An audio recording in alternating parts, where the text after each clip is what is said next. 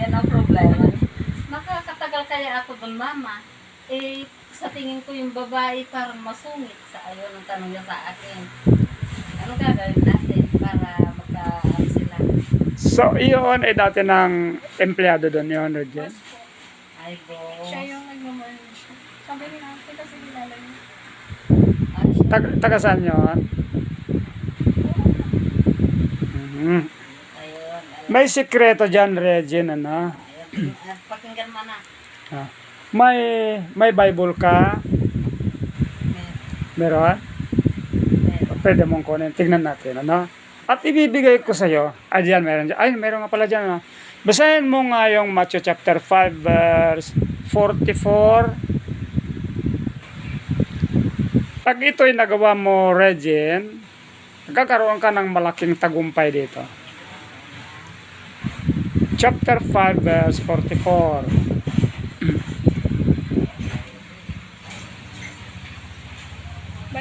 But I say unto you, love your enemies, bless them that curse you, do good to them that hate you, and pray for them which despitefully use you and persecute. Wow! Love your enemy. Yun ay galing mismo sa pananalita ng ating Panginoong Hesus. Ano, Regine? Na, basahin mo nga sa Tagalog niya. Wala ko tayo. Ah, wala. Ano? Love. Mahalin mo ang iyong kaaway. Magagawa kaya yun, Regine? No? At ang huli dyan parang ipanalangin mo daw, ano? O, pakita mo, ano? Now, titignan natin dyan, Regine, ano? Unawain natin dyan, ano? Kung paano natin mamahalin ang ating kaaway. Alam mo, Regine, ito imposible, Sister Coneng. No? Ngunit dito, Regine, posible ito na magagawa ng isang tao na nananampalataya sa ating Panginoon. Ito ngayon ay isang pagsubok sa iyo, Regine. Nakita mo, no? Pagpasok mo pa lang, parang meron ng medyo harang na dapat mong lampasan o i-break kaya, no? Kasi, yung parang, love your enemy. No? Ngayon, ganito, Regine.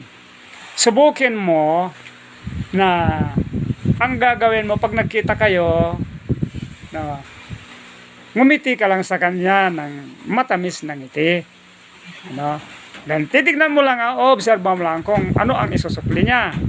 Pag sumimangot siya, ngumiti ka lang.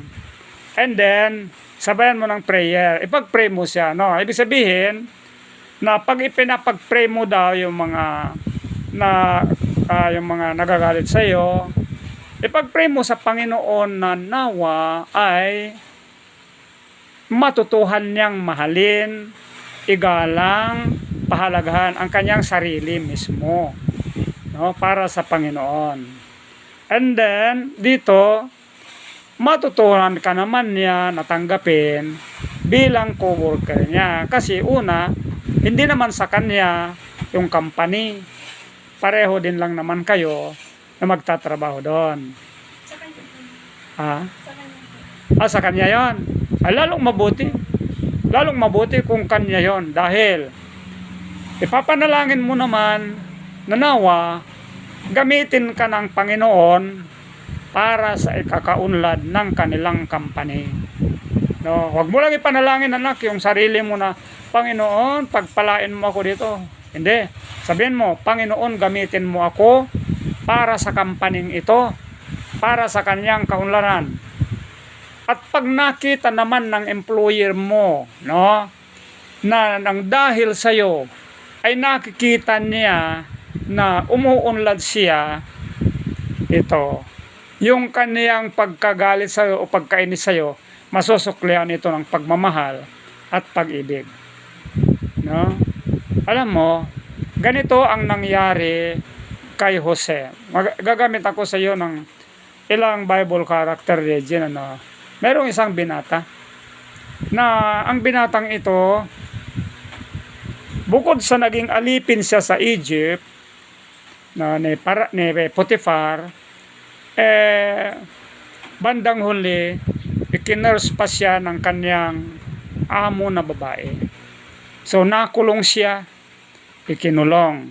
Nagdanas siya ng maraming kahirapan. Ngunit sa halip na magalit o mamuhi sa mga taong yon, nagkaroon pa rin siya ng magandang damdamin. No? And then, basahin natin 2 Kings chapter 5, verses 1 to 4, Regine. 2 Kings chapter 5, verses 1 to 4. Basahin mo, Regine.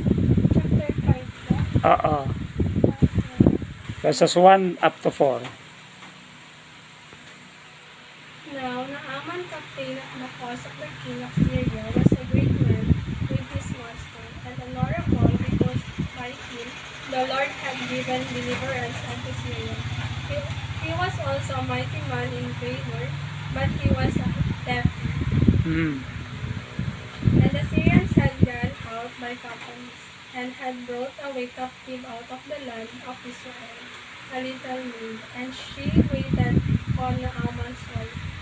And she said unto her mistress, Would God my Lord were with the prophet that is in Samaria, for he would recover him of his leprosy.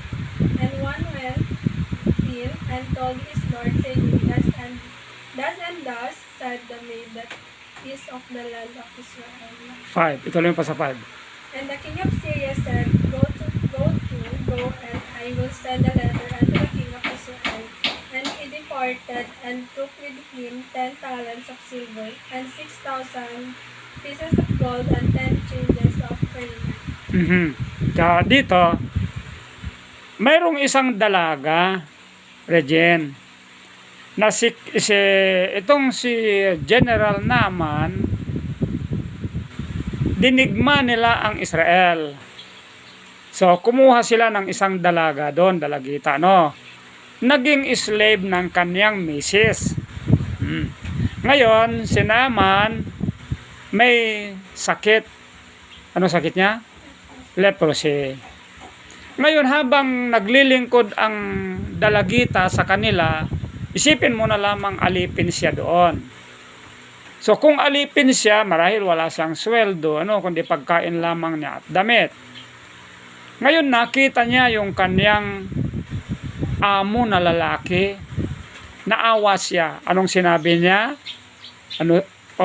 Sabi niya, kung ang aking Panginoon, tinawag niya ng Panginoon yung kanyang among lalaki, ay nasa propeta sana sa Samaria, sana'y gumaling ang kanyang ketong. Kita mo ang kaisipan niya, Samantalang yung dalagitang yan, masama sana ang loob niya. Dahil kinuha siya, kidnap mula sa kanyang pamilya. Nawalay siya sa kanyang mga magulang, sa kanyang mga kapatid, sa kanyang mga kamag-anak.